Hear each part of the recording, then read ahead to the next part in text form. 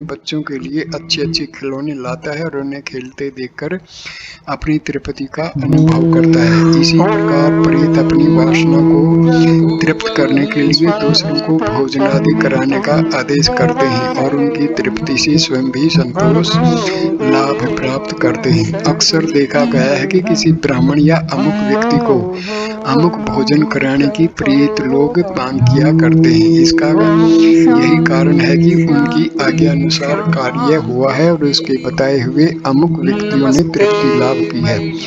यह देखकर उन्हें संतोष हो जाता है और उद्विग्नता घट जाती है। भूत प्रेतों का श्रेणी विभाजन इस प्रकार किया जा सकता है। नंबर 1, काल्पनिक भूत जिन्हें मनुष्य भय, आशंका, विश्वास एवं संकल्प द्वारा स्वयं उत्पन्न करता है। दूसरा, रोग का भूत। तीसरा, मृत जीवित व्यक्तियों के शरीर विद्युत परमाणु जो पुण्य जागृत होकर अपनी एक स्वतंत्र सत्ता बना लेते हैं। चौथा, इंद्रिय भोगों में अतृप्त लालसा, वासना, प्रतिहिंसा से जलते हुए पिशाच। पांचवा, अपने वैभव, स्थान, कुटुंब या मित्रों में अतिशय आसक्त। छठा, तांत्रिक साधना द्वारा सिद्ध की हुई संकल्प प्रतिमाएं, छाया पुरुष, यक्षिणी आदि। सातवां, जीवन मुक्त आत्माएं जो सत्कर्मों में प्रेरणा और सहायता किया करती हैं। इन 7 श्रेणियों में सभी प्रकार के भूत प्रेत आ जाते हैं। इनमें आरंभिक 5 तो मनुष्यों को हानि पहुंचाते हैं। 5वें के द्वारा हानि और लाभ दोनों हो सकते हैं। 6ठे 7वें केवल लाभ ही पहुंचाते हैं। अब इनके अस्तित्व संबंधी कुछ परिचय और उनसे छुटकारा पाने के कुछ उपाय बताए जाते हैं। पहला, काल्पनिक भूत। भय का मूर्त स्वरूप है। आशंका और भय जब दृढ़ीभूत होकर विश्वास का रूप धारण कर लेते हैं तो उनकी आकृति दिखाई देने लगती है। हिप्नोटिज्म द्वारा तंत्रित किए व्यक्ति को ऐसी वस्तुएं दिखाई देने लगती हैं जिनका वास्तव में कोई अस्तित्व नहीं होता। लकड़ी को आदमी और आदमी को लकड़ी समझने का भ्रम हो जाता है। भय के कारण बुद्धि भ्रमित हो जाती है और आशंका की छाया को इंद्रिय अनुभव करने लगती है। आंखें देखती हैं कि भूत सामने खड़ा है, कान सुनते हैं वह अमुक बात कर रहा है या शब्द कर रहा है, त्वचा अनुभव करती है कि पकड़ रहा है, छू रहा है या भीतर घुस रहा है। वह अनुभव से बिल्कुल सत्य प्रतीत होते हैं। जब वे विपन्न अवस्था में हैं तो जो कुछ भी अनुभव होगा वह सत्य प्रतीत होगा। काल्पनिक भूतों की पीड़ा से जो पीड़ित हैं उन्हें ऐसा जरा भी नहीं लगता कि हम भ्रमग्रस्त अवस्था में हैं। वे तो अपने अनुभवों को बिल्कुल सत्य के रूप में ही मानते हैं। जब भी इनका भय और आशंका जागृत होने का अवसर पाते हैं तभी वह भूत सामने आ खड़ा होता है और तरह तरह के उत्पात करता है। दूसरा, मस्तिष्क संबंधी कोई खराबी हो जाने पर पागलपन, उन्माद श्री के रोग उत्पन्न होते हैं जिसके कारण मनुष्य की चेष्टा, आकृति, आदत, वाणी तथा रुचि विचित्र हो जाती है। वह बेढंगी बातें करता है और विचित्र प्रकार के आचरण करता है। आयुर्वेद शास्त्र में उन्माद रोगों की विशद व्याख्या की गई है। उनमें भूत, पिशाच आदि के उन्मादों को रोगी श्रेणी में लिया गया है। कोई अतृप्त इच्छा गुप्त बॉडी में दबी पड़ी रहे तो वह समय पाकर मृगी, मोक्ष आदि के रूप में उभरती है। कोई व्यक्ति ऐसी स्थिति में पड़ा हुआ हो जिसे वह पसंद नहीं करता परंतु उस दिशा में से निकलने का उसे अवसर नहीं तो ऐसी झंझलाहट भरी स्थिति के कारण मस्तिष्कीय ज्ञान तंतु बहुत उलझ जाते हैं। भूतावेश जैसी स्थिति हो जाती है। देखा गया है कि कई किशोर लड़कियां अपनी ससुराल जाती हैं परंतु वहां का वातावरण उन्हें पसंद नहीं आता। ऐसी दिशा में उद्विग्नता और लाचारी का अक्षोभ उनके मानसिक तंतुओं पर घातक असर डालता है जिसके कारण भूत, व्याधा जैसे लक्षण उसमें दृष्टिगोचर होने लगते हैं।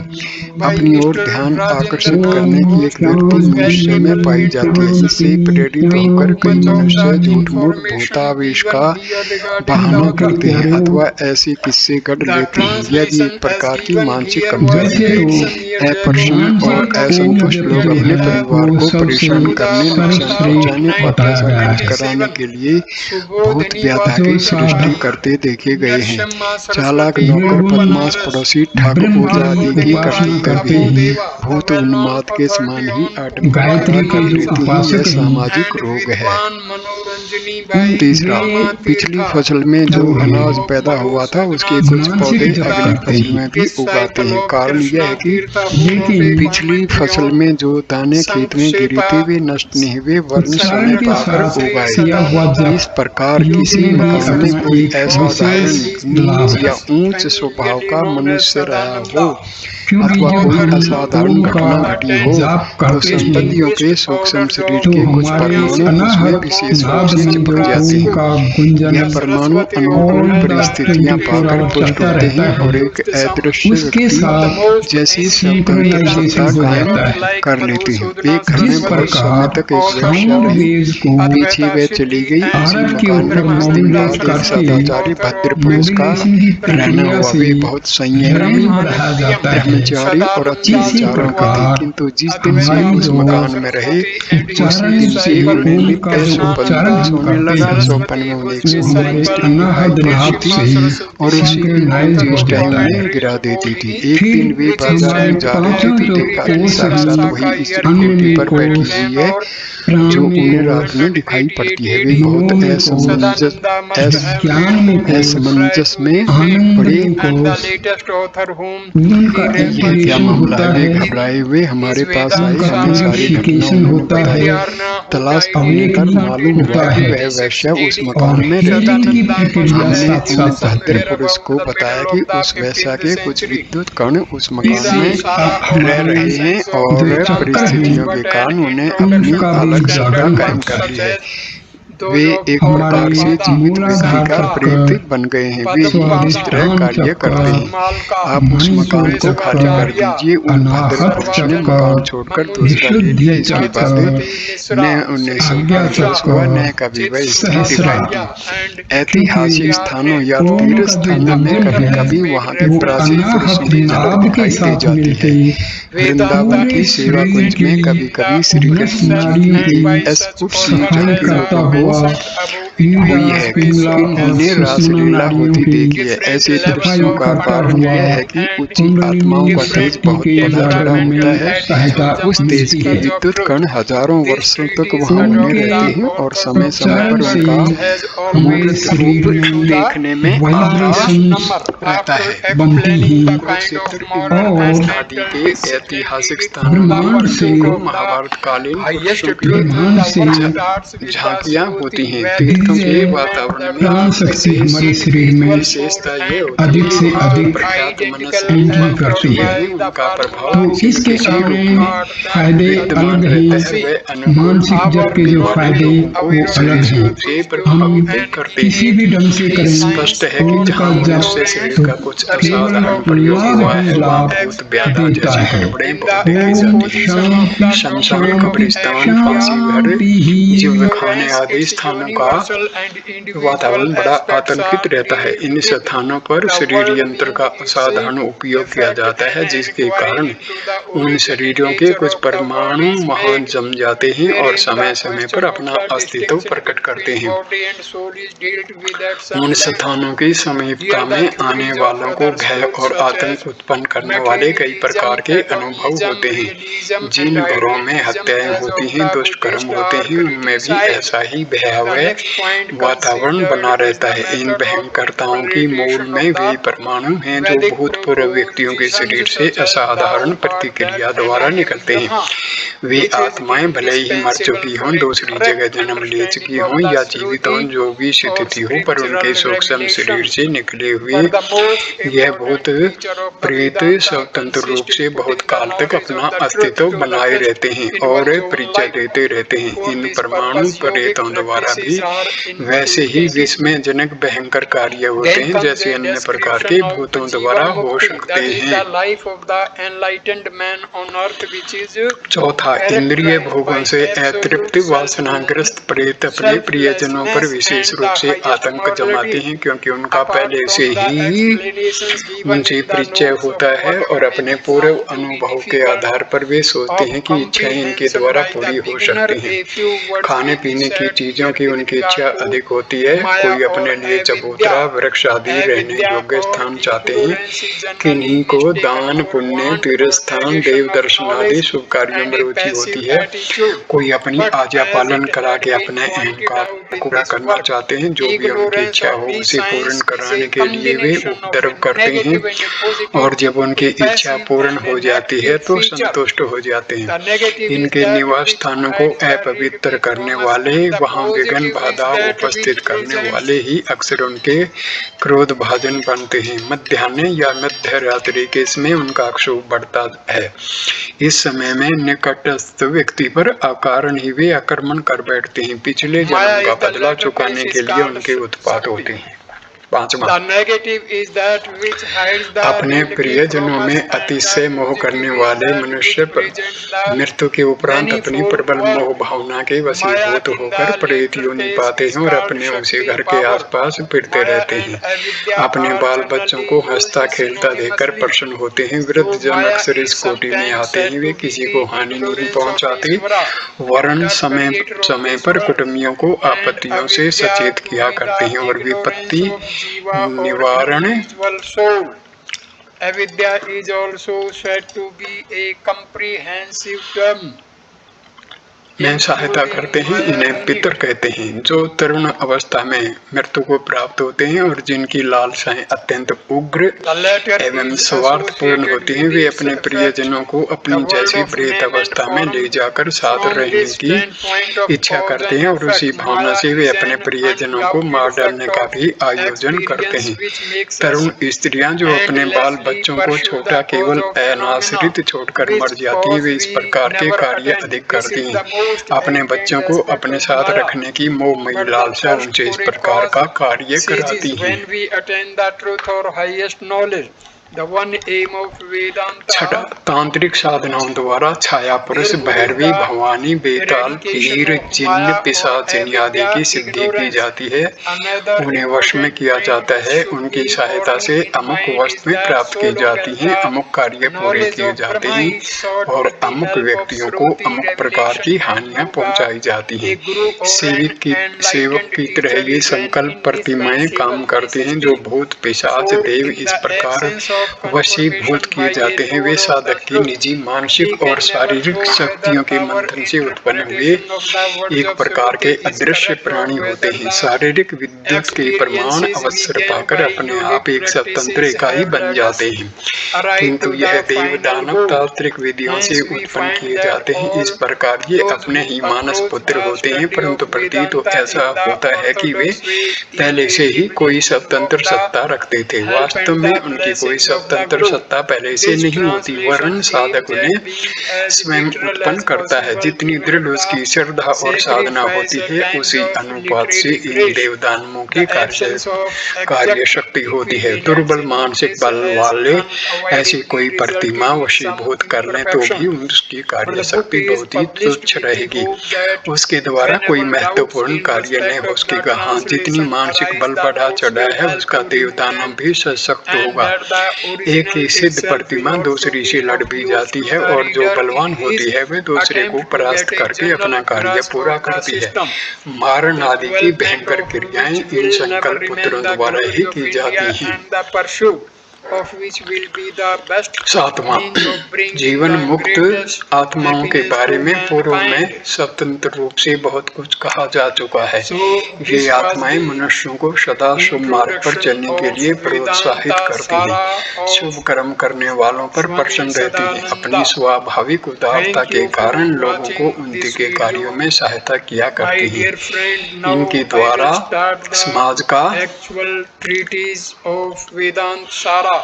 ही हित होता है, अनहित नहीं। अंतरिक्ष में ऐसे अनेक सिद्ध महात्मा तथा महापुरुषों के सूक्ष्म शरीर उड़ते रहते हैं और वे समय समय पर मानव प्राणियों को सत्य कर्मों में सहायता प्रदान किया करते हैं। उपर्युक्त 7 प्रकार के प्रेतों का परिचय जानने के उपरांत पाठक इस नतीजे पर पहुंचे होंगे कि जीवन मुक्त आत्माओं के अतिरिक्त 6 प्रकार के प्रेत हमें लाभ कम और हानि अधिक पहुंचाते हैं। लाभ का विषय ऐसा है कि उस पर विचार करने की कुछ आवश्यकता नहीं, क्योंकि लाभ किसी को बुरा नहीं लगता। यदि किन्हीं प्रेतों के द्वारा कुछ लाभ पहुंचता है तो उसके लिए किसी को कुछ चिंता नहीं होती। चिंता तब उत्पन्न होती है जब किसी को उनके द्वारा क्षति पहुंचती है।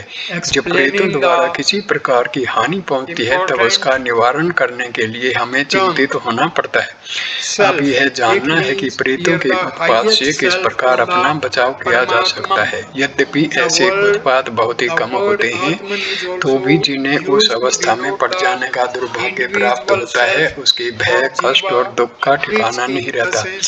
अनुभव से ज्ञात हुआ है कि जितने भी भूत उत्पात होते हैं उनमें से 2/3 भय एवं कल्पना से उत्पन्न वे भूतों के होते हैं। अपनी मानसिक निर्बलता के कारण लोग आशंका और भय की मूर्तिमान प्रतिमा तैयार कर लेते हैं और उसी से भयभीत होते रहते हैं। अज्ञान, कुसंस्कार, आत्मिक निर्बलता और आत्मविश्वास के कारण काल्पनिक भूत उत्पन्न होते हैं और उन्हीं लोगों को डराते धमकाते हैं। यदि साहस और आत्मविश्वास का अभाव न हो तो भय दिखाने वाली बात की गंभीरता पूर्वक खोज करने की आदत डाली जाए तो इन काल्पनिक भूतों का अस्तित्व नष्ट हो सकता है। चूहों की खड़बड़ को लोग भूत की करतूत मान बैठते हैं। अंधेरे में झाड़ी की टहनियाँ यदि हाथ पांव से दिखाई दे रहे हों या कैंचुली की मिट्टी बिखर रही हो तो मशाल जलाकर भूतों की बारात निकलती समझी जाती है। घर में बंदर ने ईंट या पत्थर फेंक दिया हो तो वह भी भूत की हरकत समझी जाती है।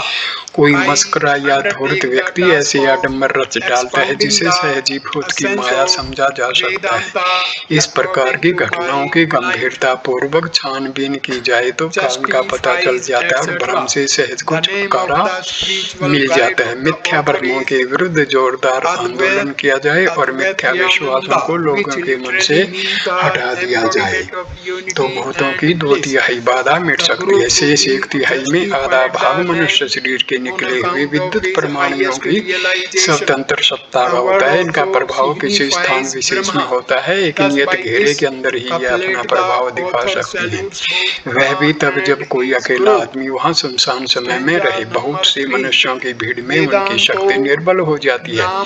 इन परमाणु प्रतिमाओं में बहुत थोड़ी ताकत होती है। अपना रूप दिखा देना, सोपन या तंद्रावस्था में पड़े हुए व्यक्ति को अपना परिचय देना, कोई शब्द या दृश्य प्रकट करना आदि कार्यों द्वारा उनका अस्तित्व दिखाई पड़ता है।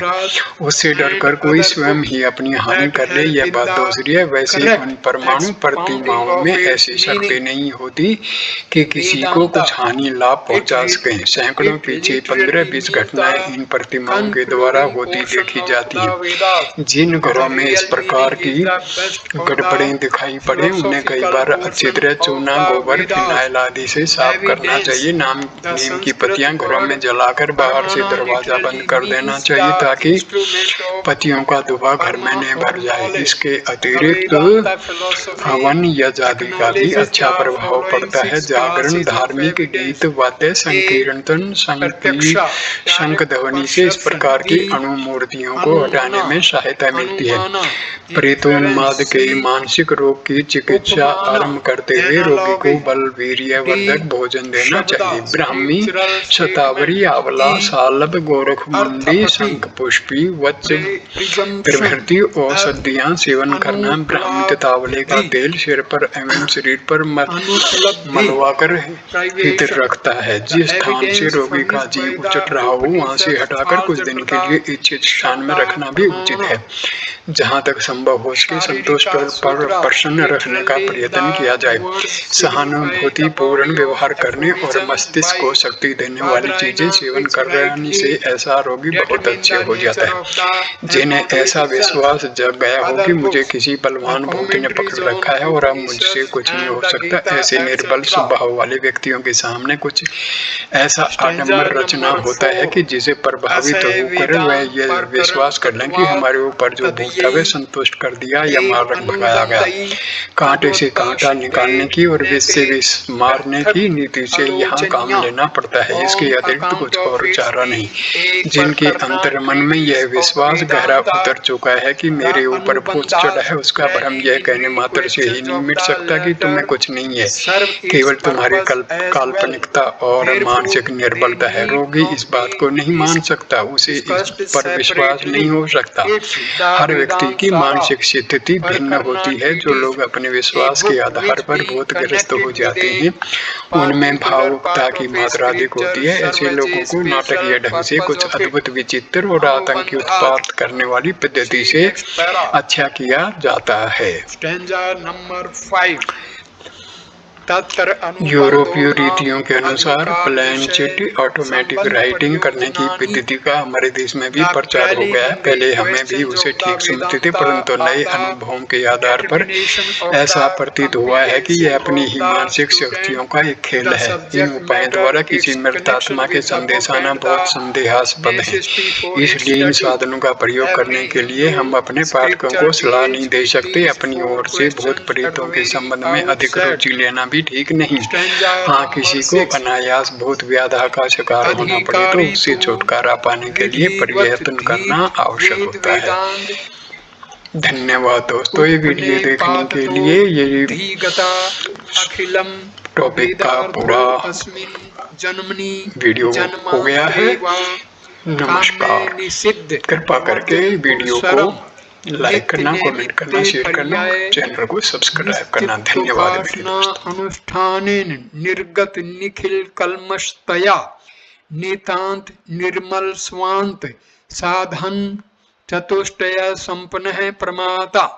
The competent student is an aspirant who by studying in accordance with the prescribed method, the Vedas and the Vedangas, the books auxiliary to the Vedas, has obtained a general comprehension of the entire Vedas, who being absolved from all sins in this or in a previous birth by the avoidance of the actions known as kamya, rites performed with a view to attaining a desired object, and nisiddha, those forbidden in the scripture, and by the performance of actions called nitya, daily obligatory rites, and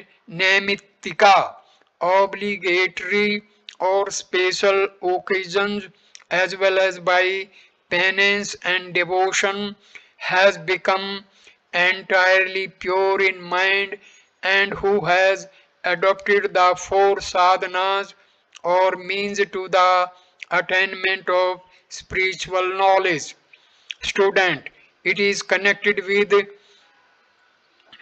Pramata, the last word of the text.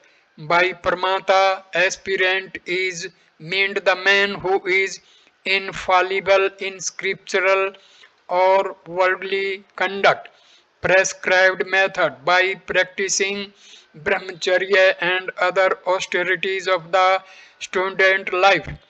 Vedangas, these are 6 in numbers. A. Shiksha, the science of proper articulation and pronunciation. B. Kalpaha, rituals or ceremonies. C. Vyakaranam, grammar. D. Niruktam, etymological explanation of difficult Vedic words. E. Chandas, the science of prosody. F. Jyotisham, astronomy.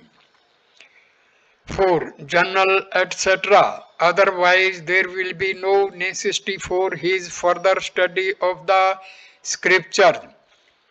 5. Previous birth.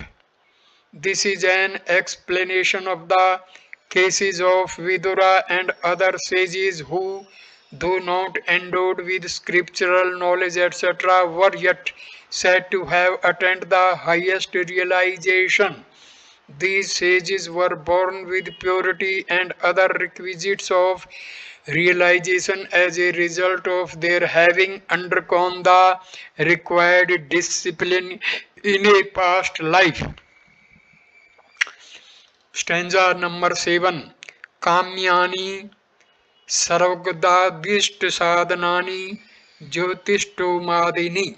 The sacrifices such as Jyotishtama etc., which enable their performers to get the desired fruits such as living in heaven etc., are known as Kamya Karma, Jyotishtama etc. The scriptural passage Jyotishtamana Saurakamu Yajet, with a view to go to heaven, perform the Jyotishtama sacrifice, Kamya Karma, those ceremonies which are performed with a definite motive or desire. Stanza number 8. Nisiddhani Nark Ade Nisht Sadhanani Brahman Hananadini. Actions such as the slaying of a Brahmin etc., which bring about undesired results as going to hell etc., are Nisiddha karma or forbidden acts. Slaying of a Brahmin etc., drinking and other vices are included.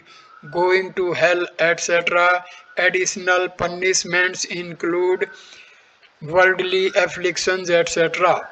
Stanza number 9. Nityani akarne प्रत्यय साधनानि संध्या वंदनादीनि.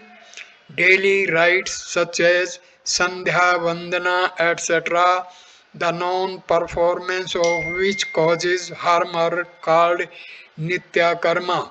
Sandhya Vandana etc., the morning, noon and evening prayers of the three higher caste. Pancha Mahayagna or the 5 daily sacrifice of a householder are also included. Harm. According to the Vedantist, the non-performance of Sandhya does not produce a new sin. The performance of Sandhya only checks the propensity to new sin. But according to the Mimamsakas, the non-performance of Sandhya produces new sin. Therefore, according to the Vedantist, the performance of Sandhya is not obligatory on a man immersed in Samadhi. Sandhya means the invocation of God by the recital etc. of certain Vedic mantras as well as the purification of mind. Stanza number 10. Naimittikani putra janmadu nambandhini jatishtiyadini. Jateshti sacrifices which are performed subsequent to the birth of a son etc. are called the Naimittika karma or rites to be observed on special occasions. Jateshti Treta Tet Sambandh Vaishnav Dvapalam. Naimittika karma, the performance of these is obligatory for a householder. Stanza number 11. Praschittani Pap Akshay Sadhanani Chandrayani Dini. Rites such as Chandrayana etc., which are instrumental in the expiation of sin, are प्रायश्चित्ताज or penances, Chandrayana, etc. Regarding the four varieties of these penances, see Manu Smriti, chapter 11, page 207 to 220. The Krichru and other austerities are also included. Stanza number 12. Upasnani Sagun Brahma Vishay मानस व्यापार Rupani Shandilya विद्यादीनि mental activities relating to the saguna brahma such as are described in the Shandilya Vidya are upasanas or devotions. Mental activities as distinguished from real knowledge. The upasana is distinct from jnanam or knowledge, as in the later case all differences between the meditator and the object of meditation are obliterated. Saguna Brahma, Brahma with attributes such as power of creation, etc. The word Saguna is used to make a distinction between mental activities, upasana, and complete absorption in the highest self, in which case all ideas of the object are entirely effaced. Shandilya Vidya. This is the famous chapter of the Chandogya Upanishad beginning with Sarvam Khalvidam Brahm. All this is verily Brahma, etc. Dahara Vidya, etc. Stanza number 13.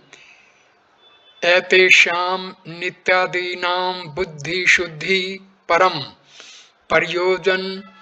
प्रयोजनम् उपासनानां तो चित्तकैर्गृह्यं तमेत आत्मामानं वेदा अनुवचनेन ब्रह्मणा विविधसन्ति यज्ञेन इत्यादि विश्रुते तपसा कलशम हन्ति. This is from Manu Smriti Ityadi Smrtvescha. Of these Nitya and other works mainly serve the purpose of purifying the mind, but the Upanishad chiefly aim at the concentration of the mind, as in such Shruti passages. Brahmanas seek to know this self by the study of the Vedas, by sacrifice. Brihadaranyaka Upanishad, as well as in such Smriti passages, they destroy sin by practicing austerities. Other works, the Naimittika and Prayaschitta works are included. Smriti Nitya Naimittikeri Purvani Durit Aksham, destroying sins by the performance of the Nitya and the Naimittika works. Gita 18 chapter 45 shloka Save sve karmani bhirate samsiddhi labhate narah. Devoted each to his own duty, man attains the highest perfection. The following passage from the Neskarmaya Siddhi shows how the performance of the Nitya Karma leads to the highest knowledge. The performance of the daily obligatory rites leads to the acquisition of virtue. This leads to the destruction of sin, which in turn results in the purification of the mind. This purification of the mind leads to comprehension of the true nature of samsara or relative existence. From this results vairagyam, renunciation, which arouses a desire for liberation. From this desire results a search for its means. From it comes the renunciation of all actions. Thence the practice of yoga, which leads to an habitual tendency of the mind to settle in the self, and this results in the knowledge of the meaning of such Shruti passages as thou art that, which destroys ignorance, thus leading to establishment in one's own self. But The word distinguishes the upasana from works.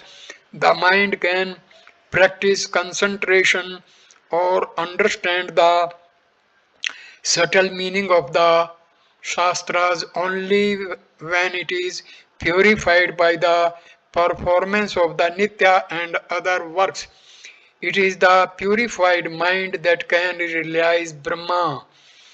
Sacrifice. The concluding portion of the passage is by gifts, by penance, and by fasting.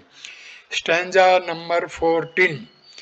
Nitya naimitikayo upasnanam तत्वा अंतरफलम पितृलोक सत्यलोक प्राप्ति कर्मणा पितृलोक विद्या देवलोक. The secondary results of the nitya and the naimittika karma and of the upasanas are the attainment of the pitri loka and the satya loka respectively, as in the Shruti passages. By sacrifice, the world of the fathers; by knowledge, upasana, the world of the devas is gained. Nitya, etc. The prayaschitta rites or penances have been excluded as they do not produce any result after death. But in the cases of the Nitya and the Naimittika works, additional results beside purification of heart have been mentioned in the scriptures. Pitri Loka, it belongs to the Bhuvaloka. Stanza number 15. Sadhanani nitya anitya vastu विवेक मूत्र अर्थ फल भोग विराग सम दिष्ट sampatti mumukshtvani.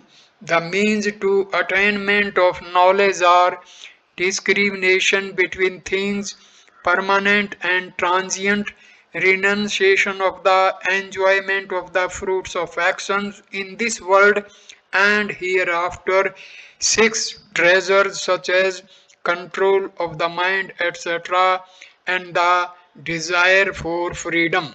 Stanza number 16. नित्या अनित्य वस्तु विवेकस्त्वाभ्रमयी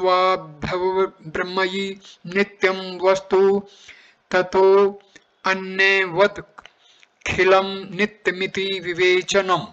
Discrimination between things permanent and transient. This consists of the discrimination that Brahma alone is the permanent substance and that all things other than it is are transient. Discrimination has been pointed out as the first sadhana, as without it renunciation is impossible. Permanent, unlimited by time, space, etc. Transient, what is opposed to permanent. Stanza number 17. एहि का नाम स्रक्चंदन आदि विषय भोगानाम कर्म जन्य तया नित्य तत्वदा मुष्टि कारण मृत्यादि विषय भोगानाम नित्यतया तेभ्यो नित्राम विरति इहा मुत्रा अर्थफलम भोग विरागः.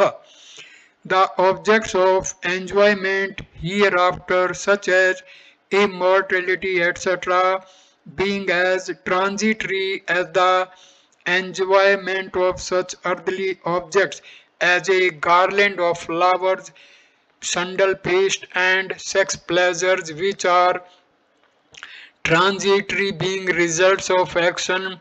An utter disregard for all of them is a renunciation of the enjoyment of fruits of action in this world and hereafter. Immortality. The word here means abode in heaven, which is impermanent as the mundane existence. When the merit that has earned its exhausted, the soul returns to the earth for a new birth. Transitory. Abode in heaven is impermanent because it is the result of sacrifice, etc. And as here on earth, whatever has been acquired by exertion perishes, so perishes whatever is acquired for the next world by sacrifices and other good actions performed on earth. A thing which has an origin cannot be permanent, therefore, this passion should be practiced for all things, even for the highest that man may attain the position of Brahma, which is also as impermanent as any earthly object. Earthly, what is related to the existing body. Utter, this is a particular tendency of the mind which dissuade the aspirant from such enjoyment. Renunciation has been enumerated as the second sadhana, as without it the practice of the third one is not possible. Stanza number 18. Sham adevastu sam damo partitiksha samadhan sardhyakhya. Shama etc. comprise Shama or the restraining of the outgoing mental propensities, Dama or the restraining of the external sense organs, Uparti or the withdrawing of the self, Titiksha or forbearance, Samadhana or self-settledness, and Shraddha or faith. Detailed explanations of these terms follow. The acquisition of these virtues is enjoined here as without them the aspirant cannot feel eagerness for freedom. So at this stage I complete this video, and the next video I will start with stanza number 19. Thank you for watching this video. Namaskar my dear friends. Thank you.